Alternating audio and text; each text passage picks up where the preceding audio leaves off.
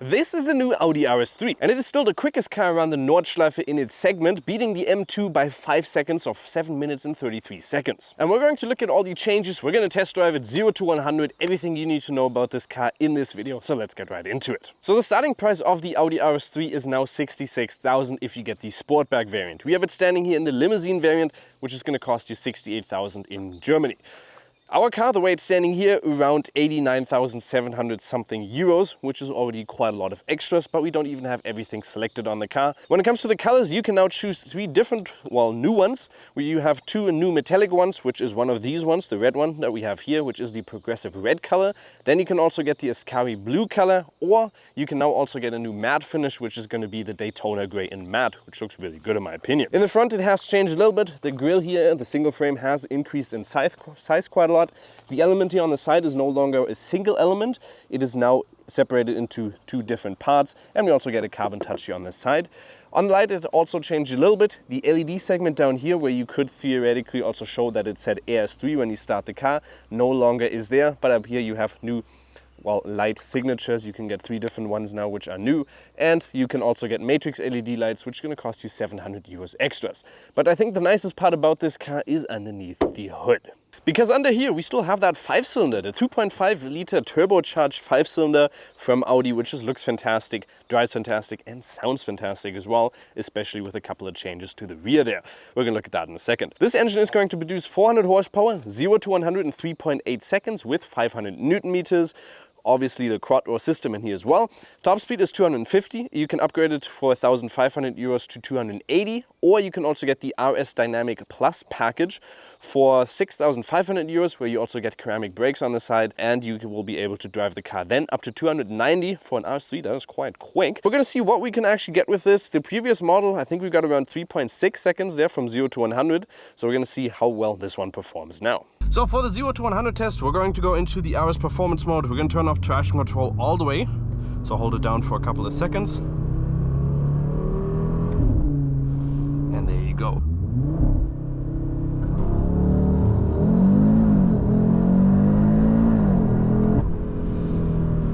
So 4.07, not too quick. He got 3.85, so a little bit quicker.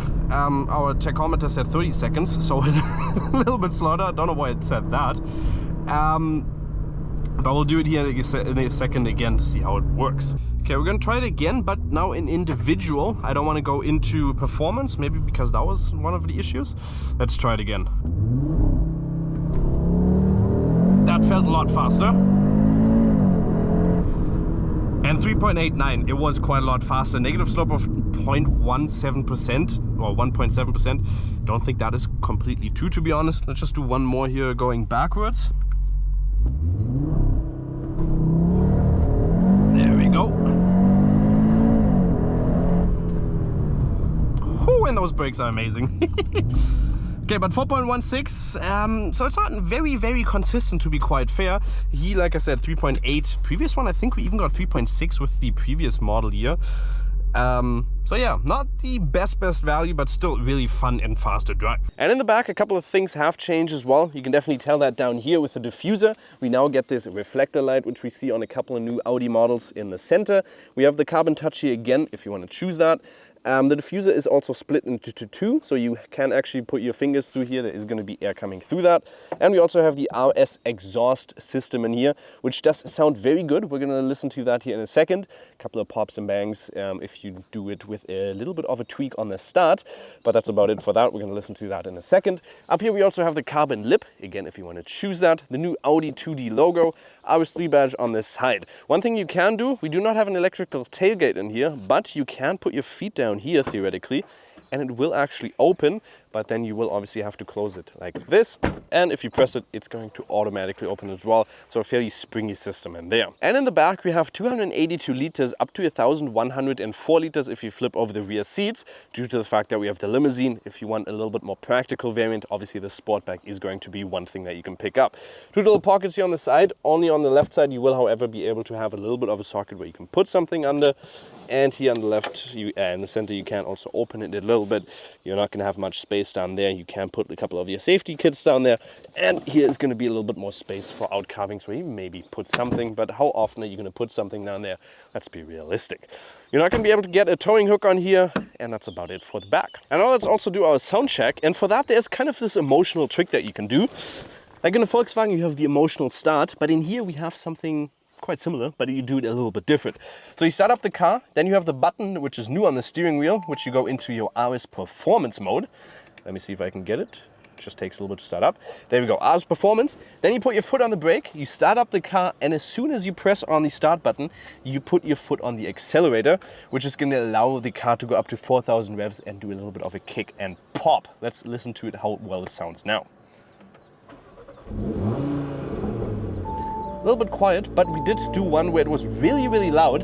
So we're gonna see if that sound, actually no, we're gonna show you a video of that now. But let's do it one more time to see if it, maybe it sounds a little bit different now. No.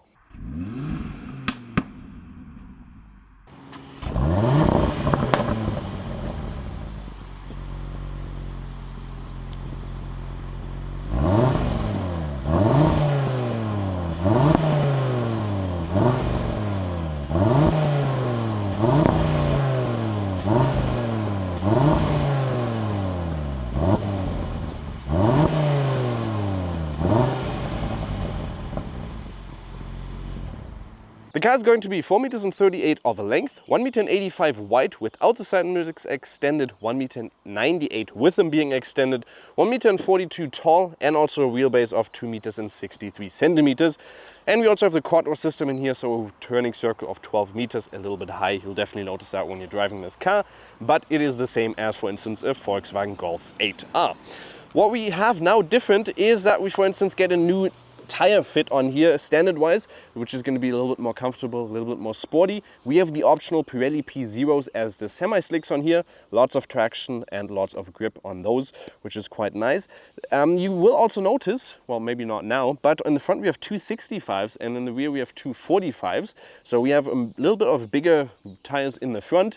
That's going to allow for a little bit more agility when driving into the corners, a little bit more grip, and also prevent understeering when you're driving this car. What we also get on here are the 19-inch rims. You will only be able to pick up 19-inch rims. We also have this aerodynamic feature here on the side, which however is a fake blend there. So there is, it looks like it's really on the side, but it is not. Carbon fiber side mirrors, which are also automatically foldable in. We have keyless entry here in the front as well as in the rear, so you can unlock and open the car from the side here. Nice little side skirt here on the bottom with also the carbon touch. And obviously new, just like with any new Audi model, Audi RS3 here on the side pillar. When it comes to the fuel tank, 55 liters, which has a fuel consumption claimed of 9.1 up to 9.5 liters.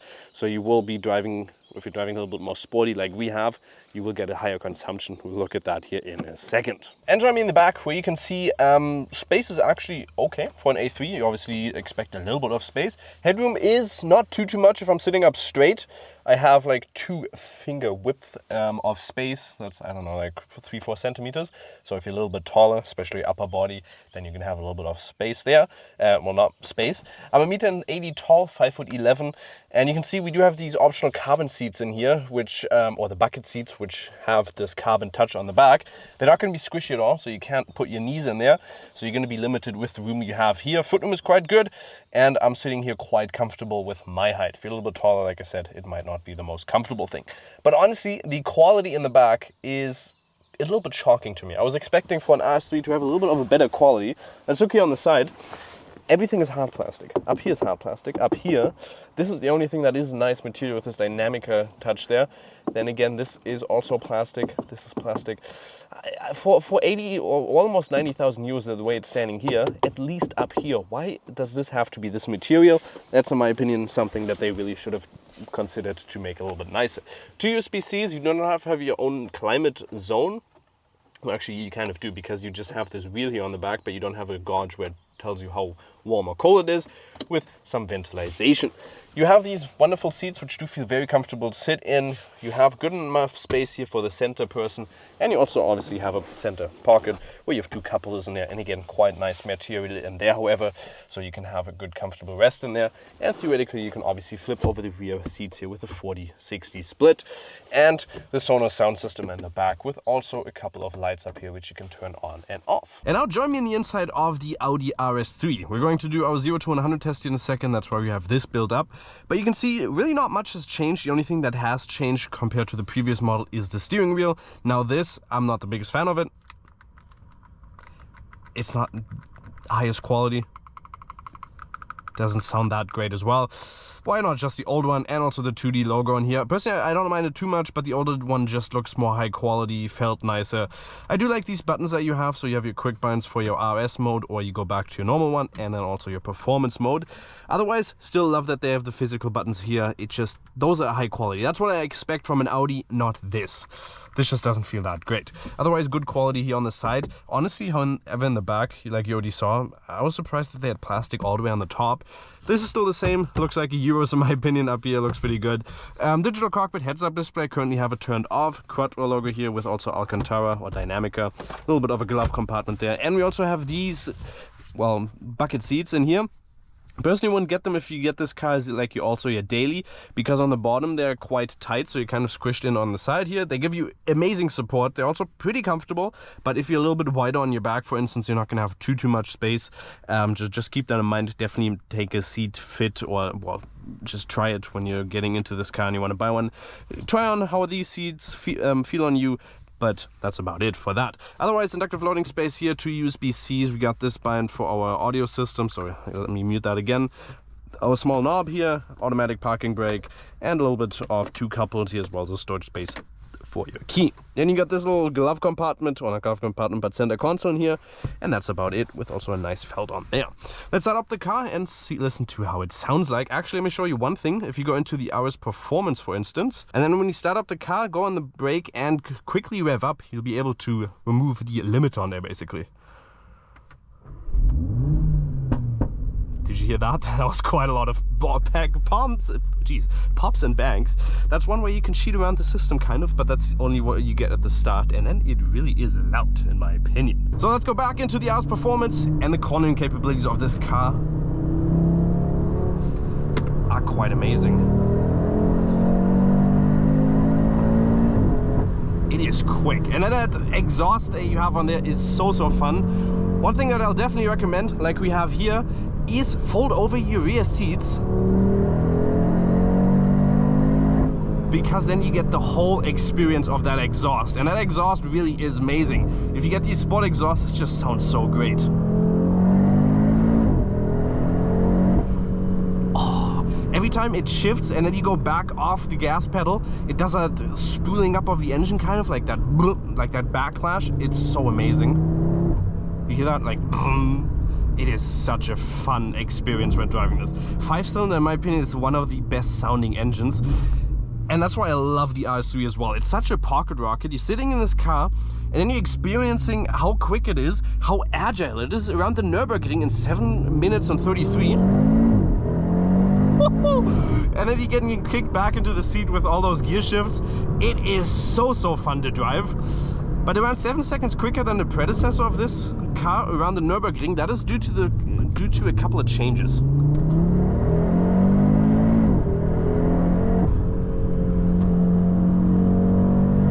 I mean, wow, does it stick greatly.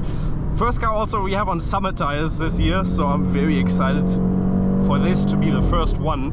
But it is so amazing how quick this 5-cylinder is and how well it works. That is quite nice. So how did they manage to make it around 7 seconds quicker around the Nürburgring? They optimized a couple of things when it comes to the torque splitter and also the brake torque vectoring system. The brake torque vectoring system is basically your innermost wheel when it comes to your cornering is going to brake a little bit, so you have a more precise turning in, and you can reach the apex quicker and accelerate out of the apex quicker. So a little bit of braking when you're turning into something, and that's also going to eliminate oversteer as soon as you basically get into the corner.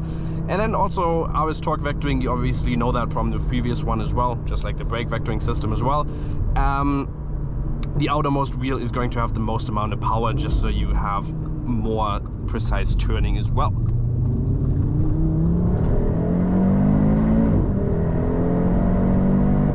I mean, that is just insanely quick. And then you get the brakes, which also do a really good job, but about 7 seconds quicker there, due to the fact that a little bit of more precise tuning on those kind of aspects.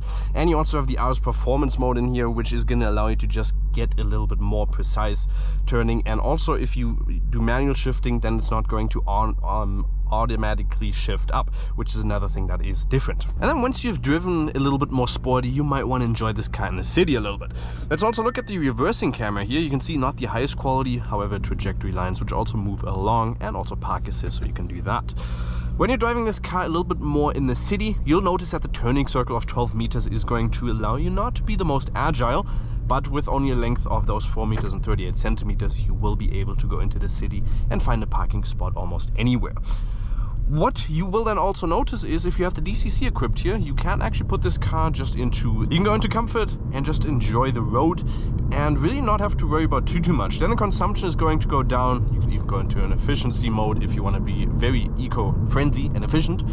But then you can just slow this car down, drive it nicely on the country road here. Suspension is still going to be a little bit on the firm side. It is an RS3, so it's still very track focused, but it is going to just allow you to cruise along quite nicely. Revs are going to keep it low. Suspension and also the gearing does a good job of just smoothing you along the road here.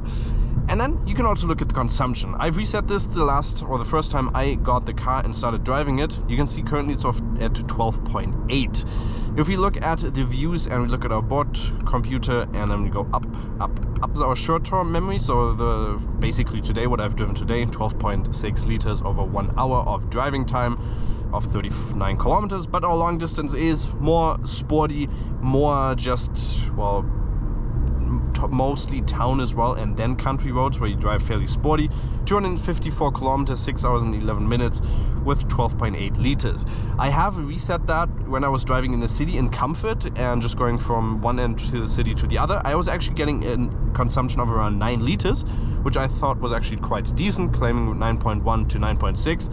And so if you're driving this over the country roads as well, at a little bit more in the comfort mode, you will actually be looking at a fairly decent consumption, in my opinion, for the RS3 and that 5-cylinder. What is my final verdict on the updated, or the new, I should say, Audi RS3? The design-wise, I really do like in the front. Kind of miss the RS3 badge on here, but honestly, when you're sitting inside the car, you're never gonna see that, just a small gimmick.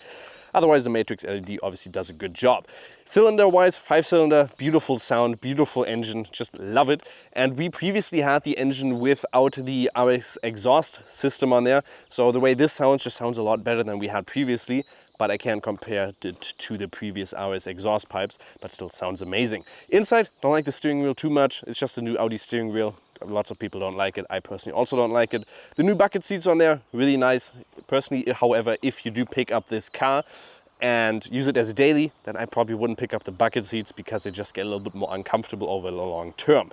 Otherwise, it's just amazing to drive. Feels great. Sadly, we didn't hit that 3.8 seconds that is claimed from 0 to 100, and like I said, the previous one we had a 3.6. But yeah, still an amazing car to drive. Hopefully you guys did enjoy this video. Make sure to like, subscribe. We'll see you next time. Bye bye.